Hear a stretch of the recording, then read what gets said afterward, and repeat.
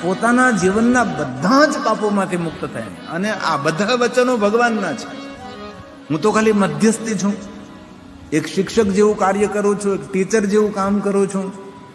જીવનમાં આવા સુંદર સુંદર નિયમોને ધારણ કરવા. જો કથા સાંભળવાથી ફળ મળે છે, પણ કથા સાંભળ્યા પછી જીવન પરિવર્તન કરવાથી જીવન નિષ્ફળ ન જાય, એ સત્ય છે. કથા એ જીવનનું પરિવર્તન કરે છે. આપણે જીવનને બદલવાનો પ્રયાસ કરવાનો છે. જે આપણી જીવન જીવવાની શૈલી છે, જે પદ્ધતિ છે, તેમાં કંઈ નવનીકરણ કરીએ, તેમાં કંઈક નવું કરીએ.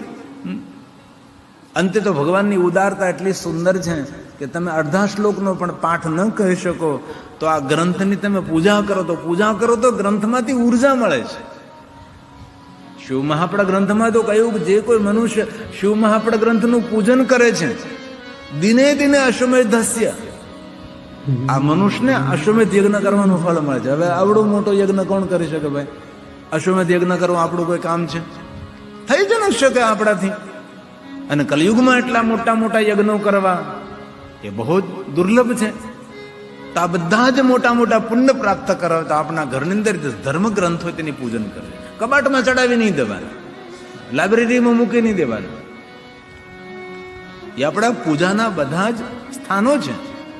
તેથી ભગવાને કહ્યું છે, શિવ પુરાણમ યો ભક્ત્યાર્ચને સદા. ભક્તિ સાથે જે શિવ મહાપડા ગ્રંથનું અર્ચન કરે છે તેના માટે વચન આપ્યું. કેવું વચન? દિને દિને અશ્વમેધસ્ય ફલમ પ્રાપ્નોત્ય સંશય. इसमें कोई संशय नहीं. ફલમ વાપ્નોત્ય સંશય. અને જે કોઈ આ બધું જ ન કરી શકે તે માણસોએ શિવ મહાપડા ગ્રંથને પ્રણામ કરવા, શિવ મહાપડા ગ્રંથની વંદના કરવી. આપણા ઘરની અંદર ભગવાનનો જો ગ્રંથ હોય તેને રોજ પ્રણામ કરો, તેને નમસ્કાર કરી લો. પાઠ ન કરી શકીએ, પૂજન ન કરી શકીએ તો આ ગ્રંથને પ્રણામ કરીએ. આપણે વચન આપ્યું છે, નમસ્કુર્યા દૂરતઃ સર્વ દેવાર્ચનમ ફલમ છે. વિશ્વના જેટલા દેવી દેવતાઓ છે, સર્વ દેવી દેવતાઓની પૂજા કરવાનું ફળ શિવ મહાપડા ગ્રંથને પ્રણામ કરવા માત્ર છે. નજદીક આવવાની પણ જરૂર નથી. નમસ્કુર્યા દૂરતઃ, દૂરથી જ્યાં બેઠા, જ્યાં ઊભા, જ્યાં આપણું અસ્તિત્વ છે ત્યાંથી શિવ મહાપડા ગ્રંથને પગે લાગવામાં આવે તો વિશ્વના દેવી દેવતાઓની પૂજા અર્ચન કરવાનું ફળ મળે. એ શિવ મહાપડા ગ્રંથનો મહિમા છે. અને જે કોઈ દિવસ અને રાત્રે આ ગ્રંથનું ગાયન કરે છે, દેવાઇન્દ્ર પુરોગમઃ, કેટલી સુંદર વાત કરે છે. ગાયંતયો અહર્નિશમ. આ શિવ મહાપડા ગ્રંથ, આ ગ્રંથનું જે કોઈ પારણ કરે છે, જે કોઈ ગાયન કરે છે એના માટે કહ્યું. શું કહ્યું? એત શિવ પુરાણમ ગાયન્તે અહર્નિશ, દિવસ રાત્રિ જે ગાયન કરે છે. આજ્ઞાતસ્ય પ્રતિક્ષેરેણ.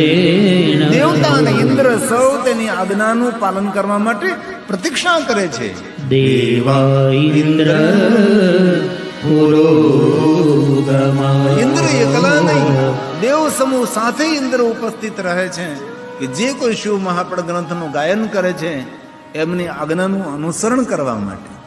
અને જે કોઈ જીવનમાં એકવાર સપ્ત સંહિતા માદરાત, 7 સંહિતાઓ સાથે પરિપૂર્ણ શિવ મહાપડા ગ્રંથનું પારણ કરે છે એના માટે વચન આપ્યું, સ જીવન મુક્ત ઉચ્ચતે. એ મનુષ્ય જીવતો હોય તો પણ તેને મુક્ત સમજો. મુક્તિ માટે કોઈ સાધના, ઉપાસના, અનુષ્ઠાન તેમનાથી થઈ શકે ન થઈ શકે કોઈ સંશય નહીં.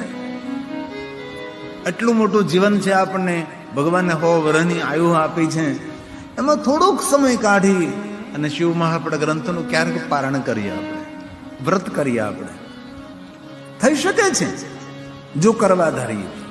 હવે તો બધું ઓછું દેખાય છે. પહેલા તો આપણા ગામડાઓની અંદર ગામનો ચોરો હોય અથવા શિવાલય હોય અથવા રામજી મંદિર હોય અથવા કોઈ ભગવાનની દેરી દેરું હોય, જ્યાં 2-3 વડીલો 10 વડીલો બેસીને આ પુરાણનો પાઠ કરતા હતા. એક વડીલ વાંચે અને સૌ પ્રેમપૂર્વક તેને સાંભળે.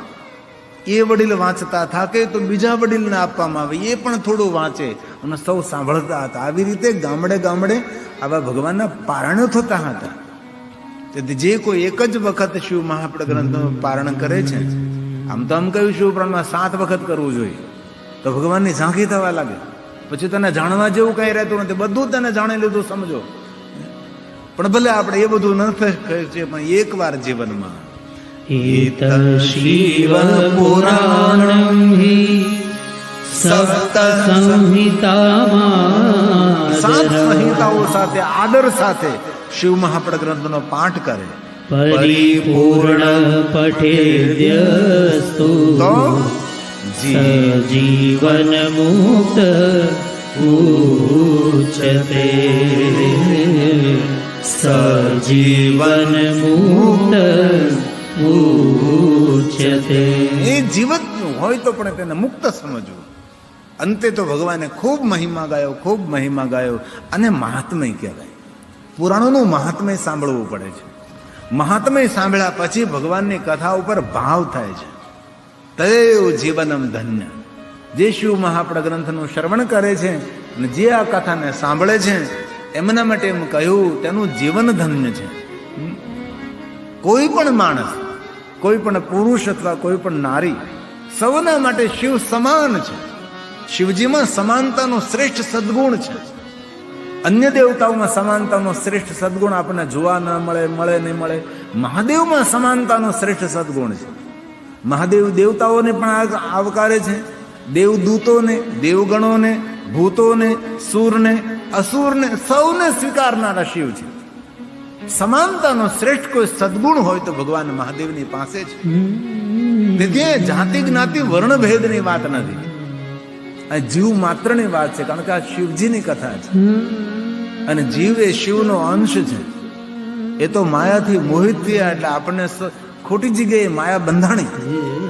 મૂળ તો સૂર્યનું કિરણ છે, જે સૂર્યમાંથી જ પ્રગટ થયું છે. સૂર્ય જ તેનું ઉદ્ગમ સ્થાન છે. પ્રકાશનું ઉદ્ગમ સ્થાન કોણ? તો કે સૂર્યનારાયણ છે. તો દરેક જીવનું ઉદ્ગમ સ્થાન કોણ? શિવ છે. આપણા સૌનો સ્વામી શિવ છે. આપણા સૌનો જન્મદાતા શિવ છે. આપણે સૌનો પ્રારંભ શિવથી થયો છે. આપણી યાત્રા શિવથી શરૂ થઈ છે અને શિવથી જ યાત્રા પૂર્ણ થવાની છે. તેથી જીવનમાં શિવ હોવા એ બહુ આવશ્યક છે. તેથી કહ્યું તવેવ જીવન ધન્ય. તેનું જીવન ધન્ય છે જે ભગવાનની કથાનું શ્રવણ કરે છે. તવેવ જીવનમ ધન્ય. તેથી હજારો હજારો ને કરોડો કરોડો કામ છોડી અને ભગવાનની કથાનું શ્રવણ કરી લો. આત્મઘાતી કોને કહેવાય? ઝેર પીને આત્મહત્યા કરે તેને. એ તો આયુષ્ય પૂરું થયું તો કર્યું તેને. સળગીને આત્મહત્યા કરે તેને. શાસ્ત્રોમાં તેને આત્મઘાતી નથી કહ્યો, આત્મહત્યારો તેને કહ્યો છે જે પોતાના આત્માના કલ્યાણ માટે કાંઈ પણ કરતો નથી. નથી સેવા કરતો, નથી સત્કર્મ કરતો, નથી ભજન કરતો, નથી સ્મરણ કરતો, નથી દાન કરતો, નહીં ભગવાનની કથાનું શ્રવણ કરતો, ન તીર્થયાત્રા કરતો. પોતાના સ્વકલ્યાણ માટે કાંઈ પણ નથી કરતો. તેને આત્મઘાતી સમજવું. તે પોતાની હત્યા કરી રહ્યો છે. અને જીવન જતા કયો સમય લાગે ભાઈ? 60, 70, 80, 90, 100 વર્ષનું કઈ જીવન કહેવાય? કેટલું નાનકડું એવું જીવન. એમાં આપણે આપણા માટે કઈક કલ્યાણ કરવાની વાત છે. તેથી કહ્યું જીવન તેનું ધન્ય છે જે ભગવાનની કથાનું શ્રવણ કરે છે. આ ભગવાનના વચનો છે બધા જ. તવેવ જીવનમ ધન્ય તવેવ જન્મ સફલ. તેનો જન્મ સફળ છે જે ભગવાનની કથાનું શ્રવણ કરે. તેની માતુશ્રી ધન્ય છે, તેના પિતાશ્રી ધન્ય છે. તવેવ જનની ધન્ય. જનની ધન્ય. તવેવ જनको ધન્ય. તવેવ જनको ધન્ય. અંતે એમ કહ્યું કે તેના પૂર્વજો ધન્ય છે જે ભગવાનની કથાનું શ્રવણ કરે છે. ભગવાનનો મહિમા જે સાંભળે છે તેના દાદા, તેના પરદાદા, તેના પૂર્વજો ધન્ય છે. આ બધા શિવ મહાપડ ગ્રંથના શ્લોકો છે. તેનું કુલ ધન્ય છે. આ મોટા મોટા માણસો ભગવાનની કથાનું આયોજન શા માટે કરે છે? એનું કોઈ તથ્ય છે, એનું કોઈ કારણ છે? તમે જો કોરોના કાળમાં આખી દુનિયા બંધ થઈ ગઈ હતી, બધું જ બંધ થઈ ગયું હતું. ફેક્ટરી, દુકાન, રસ્તા, રોડ, માણસોનું બધું બંધ થઈ ગયું હતું. પણ ભગવાનની કથા કોરોના કાળમાં બંધ નહીં થઈ હતી. કોરોના કાળમાં અમે લોકો કથા કરતા રહ્યા હતા અને આસ્થા ટીવીના માધ્યમથી 170 દેશ સુધી અમે કથાને પહોંચાડવાનો પ્રયાસ કર્યો. ભલે એક રૂમમાં પુરાય, હોલમાં પુરાય, કથા બંધ નથી રહી. કારણ કે ઈશ્વરની શરૂઆત છે, આ ભગવાનની શરૂઆત છે. આખો કોરોના કાળમાં અમારી સામે શ્રોતા કોઈ નહીં, પણ ટેલિવિઝનના માધ્યમથી લાખો ને કરોડો શ્રોતાઓ મને સાંભળતા હતા અને પોતાના ઘરમાં બેસીને કથાને માણતા હતા. કથા એ ભગવાનનો પ્રારંભ છે. તેથી કહ્યું, જે કોઈ કથાનું શ્રવણ કરે તવે કુલ મુત્કૃષ્ટમ, તેનું કુલ ધન્ય છે, તેના પૂર્વજ ધન્ય છે, તેના દાદા ધન્ય છે, તેના પરદાદા ધન્ય છે. અને ખૂબ કહેતા મને આનંદ થાય છે, આપણા પાતા દાદા એટલા રાજી થતા હશે કે મને ભગવાન મહાદેવનો મહિમા સાંભળવા મળે છે. એને પણ જલ અભિષેક થાય અને પાતા દાદાને પણ જલ ચડાવીએ છીએ આપણે, પાતા દાદાને જલ અર્પણ કરીએ છીએ આપણે. કેટલી સુંદર પરંપરા છે. અને પરમ પૂજ્ય પરમ વંદનીય વીર પાતા દાદાને જલ અર્પણ કરે ત્યારે આત્મામાં કેટલી ઠંડક લાગે છે. અનુભૂતિ તો કરજો. જલની લોટીને ભગવાનને આમ ચડાવજો પાતા દાદાને, તમને અંદરથી સંતુષ્ટિ થશે. જેવી રીતે ભગવાન મહાદેવને જલાભિષેક કરવાથી મનની શાંતિ થાય છે, એવી શાંતિનો અહેસાસ અહીંયા વીર પાતા દાદાના સાનિધ્યમાં આપણને જોવા મળે છે, જેને પરમાર્થ માટે પોતાના જીવનની આહુતિ આપે છે. આ વીરોનું લક્ષણ છે. અને કેટલું સુંદર દિવ્ય ધામ છે. રાજુભાઈ કથાના પ્રારંભે કહ્યું કે ભાઈ એવો અનર્થ ન કરે, આ તો પ્રકૃતિનું તાંડવ છે. હવે અને મેં કાલ રાજુભાઈને એ પણ કહ્યું હતું કે સરકારે જાહેરાત કરી હતી કે વાતાવરણ થોડુંક દૂષિત થશે, વરસાદ ઝાપટા પડશે, એમાં અંબાલાલ તો કોઈ દી કોઈને છોડે જ નહીં. હવે તો અમારે અંબાલાલ બાપા પાસે જવું પડશે કે તમે કયો ત્યારે કથાના મુહૂર્ત આપીએ અમે. લ્યો, અંબાલાલ બાપા કે સાચું જ પડે. બોલ, એટલા બધા પરફેક્ટ જાણકાર માણસ, ગ્રહો નક્ષત્રોની ગણતરી કરીને એ માણસ જે બોલે એ સાચું પડે. કહ્યું જ હતું, પણ આપણે ગંભીરતા લીધી નહીં. અને ઘણા સમય પહેલા આગાહી થઈ હતી, પણ આપણે એટલું બધું ઘણી વાર આગાહીને બધી આપણે ગંભીરતાથી લેતા ન હોય એટલે સ્થિતિ નિર્માણ થાય. અને ઘણા બધા મંડપો, મોટા મોટા મંડપો. આના પછીની કથા દ્વારકાની બાજુમાં પિંડારામાં કથા, પિંડ તારક સ્થાન છે. દ્વારકાથી પણ પ્રાચીન છે. દ્વારકા તો પછી નિર્માણ થઈ, દ્વારકાની પહેલાનું જે પ્રાચીન સ્થાન છે પિંડ તારક સ્થાન, જેને પિંડારા કહીએ આપણે. અતિ દિવ્ય સ્થાન છે, સમુદ્રના તટ ઉપર છે. દુર્વાસા મુનિનો સુંદર આશ્રમ છે. અને દુર્વાસા મુનિની જે પર્ણકુટી તપસ્થલી હતી એ તો 7 કિલોમીટર સમંદરની અંદર ગરકાવ થઈ ગઈ. સમંદર એટલો આગળ આવી ગયો છે. જેવી રીતે દ્વારકા 30 કિલોમીટર સમંદરમાં છે, એવી રીતે આ દુર્વાસા મુનિનો આશ્રમ પણ 7 કિલોમીટર સમંદરની અંદર છે. પિંડ તારક સ્થાન છે. કુરુક્ષેત્રનું યુદ્ધ પૂર્ણ કર્યા બાદ 5 પાંડવ નિવારણ માટે અને પિંડનું દાન કરવા માટે ત્યાં ગયા હતા. તેથી પિંડ તારક સ્થાન, જેને પિંડારા કહીએ છીએ. દુર્વાસા મુનિ, ભગવાન દ્વારકાધીશ કૃષ્ણજી રૂકમણીને રથમાં જોડી અને પોતે રથો પર બેસીને દ્વારકા વધાર્યા હતા. આ છે પિંડ તારક સ્થાન. ત્યાં પણ કેટલું મોટું મંડપનું કામ ચાલે છે. આપણી કથા પૂર્ણ થાય એટલે મારે ત્યાં પહોંચવાનું છે. આટલું મોટું આયોજન છે આહિર સમાજનું. સમગ્ર ભારતના દેશ વિદેશના આહિરો એકત્ર બની અને સુંદર ભગવાન મહાદેવની ભવ્યાતીત ભવ્ય કથાનું આયોજન કરી રહ્યા છે. અને એ કથા મારે 2 ટાઈમ કરવાની છે, 9 થી 12 ને 3 થી 6. 9 દિવસ માટે આ કથાનું ગાયન કરવાનું છે. ત્યાં પણ થોડી મંડપને આમ તેમ થયું અને પવન છે, થાય. પણ ખરેખર મારી પાસે શબ્દો નથી તમારી મહેનતના, તમારા પુરુષાર્થનું વર્ણન હું કેવી રીતે કરી શકું. એટલી મહેનત, આટલો પુરુષાર્થ, એટલી શિસ્તબંધ પાછા કથા સાંભળવા માટે બેસી ગયા. અને ફરી પાછું કથાનો પ્રારંભ થયો અને અમારી બહેનો સુંદર મજાનું ડાક ડમરો વાગે અને એ નૃત્ય કરતી હતી. આટલું સુંદર. આ પહેલી વાર અમારા કીર્તન ઉપર નૃત્ય તૈયાર કર્યું હોય તો અમારી દીકરીઓ પહેલી છે. આ 30 વર્ષની યાત્રા વર્ષોથી આ કીર્તન ગાઓ છો, વર્ષોથી આ કીર્તન ગાઓ, ડાક ડમરો વાગે. દીકરીઓ ખૂબ ખૂબ ધન્યવાદ. અમારી દીકરીને ખૂબ તાલી વડે આશીર્વાદ આપો. ખૂબ ખૂબ ધન્યવાદ બેટા, ખૂબ ધન્યવાદ. તો જો કોઈ મહાદેવની કથાનું શ્રવણ કરે તેના માટે કહ્યું તેનું કુલનો ઉદ્ધાર છે, તેના પૂર્વજોનો ઉદ્ધાર છે. ક્રમશ કથાના મહાત્મા માટે ભગવાન વ્યાસ બોલે છે કુલમ ઉત્કૃષ્ટમ. આપણા દાદા, પરદાદા, પૂર્વજ આ બધાનો ઉદ્ધાર છે. કોઈ પૂછે કે કથા શું કાર્ય કરે છે તો તેને સંભળાવો કે ભગવાનની કથાનું શ્રવણ કરવાથી ભગવાનના વચનો છે, આપણા પૂર્વજોનું કલ્યાણ થાય છે, આપણા પૂર્વજોનો ઉદ્ધાર થાય. તદેવ કુલમુત્કૃષ્ટમ. એક એક વાત ભગવાનના આશીર્વાદ છે. સત્ય કહું છું, સત્ય કહું છું, સત્ય કહું છું. સત્યમ સત્યમ ન સંશયઃ યતઃ સદા શિવે ભક્તિ દ્રશી ત્વયિ રાજતે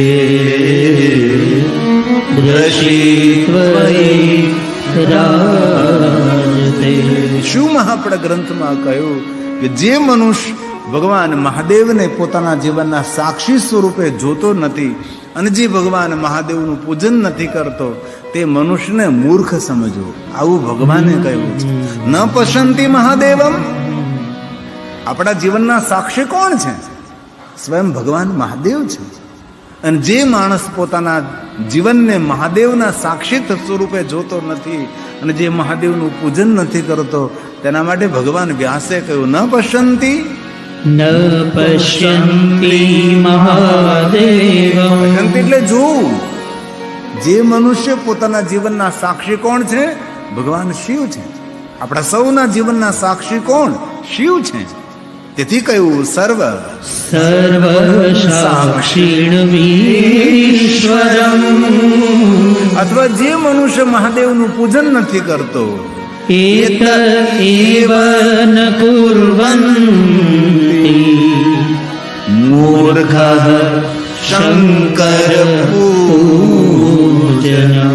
ભગવાન શિવને જે પૂજા નથી કરતો તેવા માણસોને મૂર્ખ સમજવા, આવું ભગવાન વ્યાસે કહ્યું છે. દરેક જીવાત્માનો અધિકાર છે મુક્તિ માટે.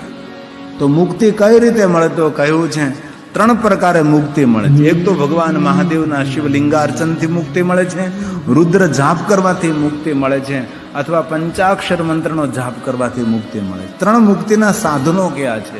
અને પરમ મુક્તિનું કોઈ સાધન હોય, કથા શ્રવણ માત્રતઃ જીવ મુક્ત આત્મા બને છે.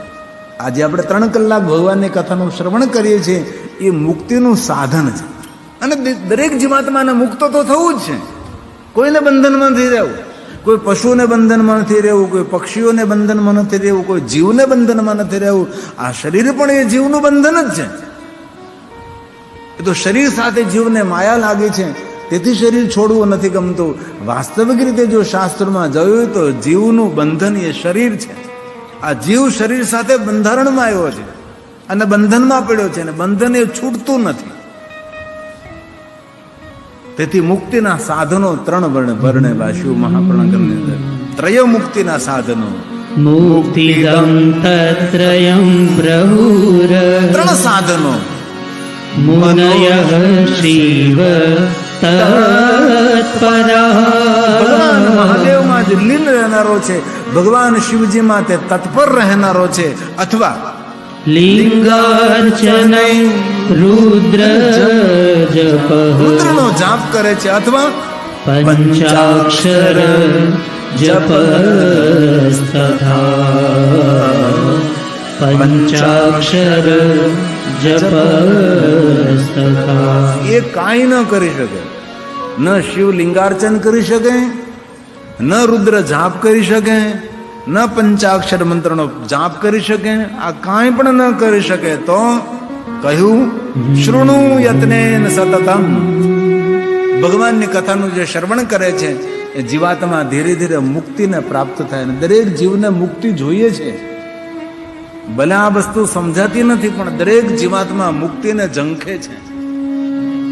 ક્યાં સુધી ધરતી પર વલખા મારવાના આપણે ભાઈ? સૂર્ય ઉદય થાય છે, અસ્ત થવાનો જ છે, એમાં કોઈ સંશય નથી. સર્જન થયું તેનું વિસર્જન થવાનું છે. આપણા પુરાણોમાં પૃથ્વીનું પણ આયુ લખેલું છે, આ બ્રહ્માંડનું પણ આયુ લખેલું છે. દરેકનું આયુષ્ય હોય છે. દરેક વૃક્ષોના આયુષ્યનો નિર્ણય લેવાનો હોય છે કે દરેક વૃક્ષના આયુષ્ય કેટલા. આપણું પણ કોઈ આયખું છે, આપણું પણ કોઈ આયુષ્ય છે, ધીરે ધીરે પૂર્ણ થવા જઈ રહ્યું છે. તો આ જીવનને કેવી રીતે આપણે તારવું, આ જીવનને કેવી રીતે આપણે સમજવું, તો તેના માટે કહ્યું શૃણુ શૃણુ યત્નેન સતતમ સતતમ ભગવાનના સ્મરણમાં રહેવું, સતત ઈશ્વરના સાનિધ્યમાં રહેવું અને ભગવાનની કથાનું શ્રવણ કરવું. કયું ભગવાને વચન આપ્યું? મહાદેવ કથા શુભા. જે મહાદેવની કથાનું શ્રવણ કરે છે તેના માટે વચન આપ્યું, તેનું શુભ થશે, તેનું કોઈ અશુભ નહીં કરી શકે ભાઈ. આ શ્લોકો એટલા માટે હું ગાઉં છું કે આ મારી વાતનો આધાર છે. આ હું જે કહું છું તેનું પ્રમાણ છે. આના શ્લોકો પુણ્ય આપનારા છે. આમને હું તમને વાર્તાના રૂપે કથા કહ્યા કરું તો તમને એવું થાય કે સાચું છે ખોટું છે શું ખબર. સાચું છે તેનો અર્થ એ છે કે આ શિવ મહાપડ ગ્રંથનો શ્લોક છે અને એક એક શ્લોક આપણા લોકને પાવન કરે છે. તેથી ઘણું સમજાય, ઘણું ન સમજાય, ઘણું યાદ રહે, ઘણું ન યાદ રહે, પણ શ્રવણ માત્ર આ કથાના શ્રવણ કરવા માત્રથી માણસનું શુભ થાય છે. આવું ભગવાને આપણા ધર્મ પુરાણોમાં કહ્યું છે. અને જે કંઈ પુરાણોમાં કહ્યું છે તે આપણા ઋષિમુનિઓ કહ્યું છે. અને ઋષિમુનિઓ આપણા પૂર્વજ હતા. ઋષિમુનિઓ આપણા પૂર્વ દાદા દાદા પરદાદા આપણા પિતા હતા. આપણા ઋષિમુનિઓના આપણે સૌ સંતાન છે અને એમની આ બધી જ વાણી છે. તેથી કહ્યું મહાદેવ કથા શોભા, શિવની કથાનું શ્રવણ કર, તારી બુદ્ધિ શિવજીના ચરણોમાં સમર્પિત કર. શિવ બુદ્ધિ કુરુ પ્રીત્યા. તારી બુદ્ધિમાં શિવ પ્રત્યે પ્રેમ થાય એવું તું કંઈક કર. અને જ્યારે આ જીવને શિવ પ્રત્યે પ્રેમ થાય ત્યારે આ જીવનો ઉદ્ધાર થાય છે. આપણે ઉદ્ધાર તો કરવો પડશે ને ભાઈ. ક્યાં સુધી વલખા મારવાના? કાલ સવારે યુવાની પૂરી થઈ જશે આપણી, કાલ સવારે વૃદ્ધાવસ્થા પૂરી થઈ જશે, સંધ્યા ટાણું આવી જશે, ઝાલર સંભળાશે, શંખ સંભળાશે, નગારા સંભળાશે, આ બધું સંભળાતું બંધ થઈ જશે. તેથી દરેક જીવાત્માનું લક્ષણ છે જીવાત્માનો ઉદ્ધાર થવો જોઈએ, તેમનું કલ્યાણ થવું જોઈએ. તેથી તારી બુદ્ધિ તું શિવજીમાં સમર્પણ કર. શિવ બુદ્ધિ, શિવ બુદ્ધિ કુરુ પ્રીત્યા. તારી બુદ્ધિમાં સંસાર સમાયેલો છે પણ સંસારની સાથે તારી બુદ્ધિમાં થોડા શિવજી સમાય. હે જીવ, શિવેષુ સતતમ દ્વિજા. હે શિવ ભક્ત, શૈવેશુ, શૈવેશુ એટલે શિવ ભક્ત. શૈવેશુ નો અર્થ શું? મહાદેવનો ભક્ત. મહાદેવના ભક્તને શિવવ્રત કહેવામાં આવે. મહાદેવના ભક્તને શિવવ્રતી કરવા કહેવામાં આવે. શિવવ્રતમ શૈવેશુ સતતમ. શિવેષુ સતતમ દ્વિજા. તેથી આપણી બુદ્ધિ એ શિવજીના ચરણોમાં રહે. જો એક વાત યાદ રાખજો, જીવનનો સૂર્ય ક્યારે અસ્ત થાય એની આ દુનિયામાં કોઈને ખબર નથી. આ જીવનનું સત્ય, જીવનનું રહસ્ય છે. તેને સમજવાનો પ્રયાસ કરીએ આપણે. અને એટલે જ ભગવાનની કથા છે. આ સૂર્ય તો 12 કલાકે અસ્ત પામે, પણ આનું તો કાંઈ નક્કી જ નહીં ક્યારે અસ્ત પામે. તેથી એ પહેલા ગડપણમાં ગોવિંદ ગાશું એ બધી જ મૂર્ખ માણસોની વાતો છે. જીવનમાં ગડપણ આવે ન આવે એની કોઈને ખબર નથી. આજનો ઉગતો સૂર્ય જોયો, કાલે ઉગતો સૂર્ય આપણે જોઈએ ન જોઈએ આ દુનિયામાં કોઈને ખબર નથી. તેથી જીવન પ્રત્યે જાગૃત રહેવાનું. બાળકોથી લઈ, કિશોરથી લઈ, યુવાનથી લઈ, પ્રૌઢથી લઈ અને વૃદ્ધ સાથે હર પલ જીવન પ્રત્યે આપણી જાગૃતિ હોવી જોઈએ. જીવન પ્રત્યે જે જાગૃતિ નથી રાખતો તે માણસ હંમેશા પસ્તાય છે. તેથી આપણે પસ્તાવું નથી. સંસાર તરણો ઉપાય, સંસારમાંથી તરવાનો કોઈને કોઈ ઉપાય શોધવાનો છે. આપણે જે સંસારમાં અત્યારે ગુથાઈ રહ્યા છીએ એમાંથી આપણે પાર કેવી રીતે રહેવું એના ઉપાય આપણે શોધવાના છે. સમંદરમાં મધદરિયે પડ્યા હોય તો કેવી રીતે બહાર નીકળવું, એનો પ્રયાસ કરવો જોઈએ. સમંદર તો તરી શકાય જહાજથી, હોડકાથી, વાણથી, કોઈ પણ રીતે, પણ સંસાર સાગરને તરવા માટે શું કરવું? તો ભગવાને વચન આપ્યું છે સંસાર તરણોપાય શું કરવું જોઈએ? શંકર શિવ પૂજનમ. ભગવાન શિવનું સ્મરણ કરવું, ભગવાન શિવનું પૂજન કરવું તો સંસાર તરી શકાય છે. તતસ્ત્વં સર્વભાવેન ભાવપૂર્વક, આદરપૂર્વક શિવ પૂજય શંકરં શિવ પૂજય શંકરં. હવે ભગવાન એમ કહે છે હું પુરુષ માટે નથી કહેતો, નર નારી સૌ માટે કરું છું. નરો ભવતુ વા નારી. આ વાત જે અહીંથી કહેવાય છે એ વાત ખાલી પુરુષો માટે નથી કહેવાતી. આ જેટલી વાત પુરુષો માટે કહેવાય છે એટલી જ વાત બહેનો માટે પણ કહેવાય છે. એવું ભગવાને ચોખવટ કરી છે. આ જે કાંઈથી બોલું છું એ આપણા સૌ માટે છે, આવું ભગવાને કહ્યું છે. નરો વા ભવતુ નારી. નરો ભવતુ વા નારી. હે નર હે નારી મામ વ્યર્ચે સદા શિવમ. તું શિવનું ભજન કર, તું શિવનું ભજન કર, શિવનું ભજન કર. ધર્મ અર્થ કામ મોક્ષ તારી પાછળ પાછળ આવશે, મુક્તિ તારી દાસે બની જશે. તું શિવનું ભજન કર, શિવનું ભજન કર. શિવ મહાપડ ગ્રંથ કહે તું મહાદેવનું ભજન કર. ધર્મ અર્થ કામ મોક્ષ તારી પાછળ પાછળ દોડતા આવશે અને મુક્તિ તારી દાસી બની જશે.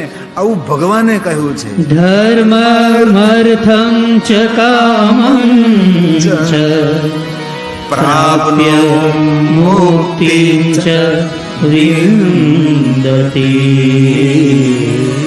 પ્રાપ્ય મુક્તિં ચ વિંદતિ. તેથી આ વાતને આપણે ગંભીરતાપૂર્વક લેવાની છે. આ કથા શા માટે આપણે આયોજન કર્યું છે? સાંભળવા માટે આયોજન કર્યું છે. અને સાંભળ્યા પછી તેનું મનન કરવાનું છે. મનન કર્યા પછી જીવનમાં ઉતારવાનું છે ને ભવસાગર તરવાનું છે.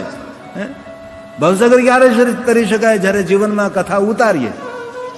જ્યાં સુધી કથા ન ઉતરે ત્યાં સુધી ક્યાં સુધી તરી શકાય? તરવું તો છે જ. આપણે કોઈને ડૂબવું નથી. તો ભવસાગર તરવાનું સાધન કયું? તો કહ્યું શિવ મહાપણમ તિલકમ ખલુ સતપુરાણ. સત્યથી ભરપૂર ભરેલું આ પુરાણ છે. વેદ સંમત ગ્રંથ છે, વિલક્ષણ રીતે કહેવાયેલો ગ્રંથ છે. જે કોઈ પાઠ કરે છે, પૂજન કરે છે, શ્રવણ કરે છે, લવેત પરમામ ગતિમ વે, તે જીવાત્માની પરમ ગતિ થાય છે, જીવાત્માનું પરમ કલ્યાણ થાય છે. આ કલ્યાણ કરનારી કથા છે, જીવનના સુખ આપનારી કથા છે, જીવનની કામના મનોકામના પૂર્ણ કરનારી ભગવાનની કથા છે. કેટલા ડાયા માણસ, સજ્જન માણસો કેટલી સુંદર સુંદર કથાનું આયોજન કરે છે. આ કથાનું આયોજન કરવામાં કેટલો સમયનો ખર્ચ થયો, કેટલો સંપત્તિનો ખર્ચ થયો. અને જો આપણે મંડપમાં બેસીને કથાનું શ્રવણ ન કરીએ તો આપણને કેટલું મોટું નુકસાન પડે. આ કથા સાંભળવા માટે છે, મનોરંજન નથી, આંખનું અંજન છે. દ્રષ્ટિ બદલે છે, જીવન બદલે છે, જીવન શૈલી બદલે છે, વિચારધારા બદલે છે, ખાણીપીણીને વાણી બદલે છે. કથા સિર્ફ મનોરંજન નથી. નાચવું, હસવું એ તો એક જીવનનું અંગ છે, પણ જીવનનું તાત્પર્ય કયું, જીવનનું તથ્ય કયું, જીવનનો અર્ક કયો? તો કે ભવ પાર્થવું છે. તો ગ્રંથ મનુષ્ય માટે કલયુગની અંદર આશીર્વાદ રૂપ છે તેમ કહ્યું છે. આ ભગવાન બોલ્યા છે તે જન્મ ભાજ ખલુ જીવલોકે. આ લોકની અંદર એ જ મનુષ્ય ધન્ય છે. શિવ મહાપણમ તલકમ ખલુ સતપુરાણમ વેદાંત વિદવિલસ્ત પર વસ્તુ ગીતમ. જે પુરાણનું ગીત ગાય છે, જે આનું ગાયન કરે છે, તિલક સમાન છે. આપણે ગમે એટલા સોના ચાંદીના આભૂષણો પહેર્યા હોય, ગમે એટલા સુંદર આપણે બ્રાન્ડેડ વસ્ત્રો પહેર્યા હોય, મૂલ્યવાન, પણ તે શુભ નથી. શુભ કઈ વસ્તુ છે? ભાલમાં તિલક. એ આપણું શુભ છે, એ આત્માનું સ્વાગત છે. આ શરીરનું હલનચલન આપણાથી નથી થતું, આમાં આત્મા નિવાસ કરે છે એટલે શરીરનું હલનચલન થાય છે. આત્મા જતો રહે તો શરીર નથી રહેતું, શબ બની જાય છે. તેથી આપણા આત્માનું સ્વાગત છે, ભ્રુકુટીમાં નિવાસ કરે છે. તે તિલક કરવું જોઈએ. તિલક હંમેશા શુભ છે, તિલક હંમેશા મંગલ છે. તેથી તિલકની ઉપમા આપી છે. શિવમાં આપણે શું છે કે સર્વ પુરાણોમાં તિલક સમાન છે. શૈવમ પુરાણ તિલકમ ખલુ સત્પુરાણમ. સત્ય વસ્તુ ભરપૂર ભરી છે આ પુરાણની અંદર. કેવું પુરાણ છે? વેદાંત વેદ વિલસત પરવસ્તુ ગીતમ. જે કોઈ પુરાણનું ગીત ગાય છે, જે કોઈ પુરાણને સાંભળે છે, જે કોઈ પુરાણનો પાઠ કરે છે, પારણ કરે છે અથવા શ્રવણ કરે છે, એના માટે વચન આપ્યા છે. યો વે પઠે ચ શૃણુયાત પરમાદરેણ. મહાદેવ પ્રેમ કરે તેને, શંકરજી આદર આપે તેને મહાદેવ પ્રેમ કરે. આપણે સૌ મહાદેવને પ્રેમ કરીએ સ્વાભાવિક છે, પણ મહાદેવ જ્યારે આપણને પ્રેમ કરે, આપણે તો રોજ કહીએ તમે છે માતા પિતા, પણ એ કહે કે હે બેટા, હે વત્સ, હે પુત્ર, મેરે પાસે આવો. ત્યારે આપણું જીવન સાર્થક બને છે. તો શંભુ પ્રેમ કરે છે જે ભગવાન મહાદેવની મહિમાનું શ્રવણ કરે છે. શંભુ પ્રિય સહીલભે પરમાંગતિમ વે. શંભુ પ્રિય સહીલભે પરમાંગતિમ. તેમની અધોગતિ ન થાય. જે કોઈ ભગવાનની કથાનું શ્રવણ કરે છે તેની પરમ ગતિ થાય છે, તેની શિવ ગતિ થાય. લભેત પરમામ ગતિમ વે. જ્યાં પડવાનો ડર નથી, જ્યાં કોઈ ભય નથી, નિર્ભય સ્થાન જેને પ્રાપ્ત થાય, જે ભગવાનની કથાનું શ્રવણ કરે છે. આ ભગવાનની કથાનો મહિમા છે. આ બધું જ મહાત્મય કહેવાય. કથા સાંભળવાથી આપણા જીવનમાં કેવી ક્રાંતિ આવે છે, કથા સાંભળવાથી જીવનમાં કેવું પરિવર્તન આવે છે, કેવું નવું આવર્તન આવે છે, અને વર્તમાન કેટલું મંગલમય લાગે છે, એ ભગવાનની કથા કહે છે. તો હવે આપણે કથાનો પ્રારંભ કરીએ છીએ. એ પહેલા આપણે એક શ્લોકમાં 3 દેવતાને પ્રણામ કરીએ. કારણ કે કથા પ્રારંભ થાય, ધીરે ધીરે ધીરે કથા પ્રારંભ થાય. વંદના કરે છે, મહાદેવની વંદના છે. શિવની વંદના કરવાથી મનુષ્ય આપણી જીવનની વેદનાઓમાંથી મુક્ત રહે છે. જીવનમાં ઈશ્વર સ્મરણ એ જીવનનું કવચ છે. હાલતા ચાલતા, બેસતા ઉઠતા, ખાતા પીતા, ઊંઘતા જાગતા, ઘરમાં વનમાં શમશાનમાં, પવિત્ર અવસ્થામાં અપવિત્ર અવસ્થામાં ઈશ્વરનું સ્મરણ કરો.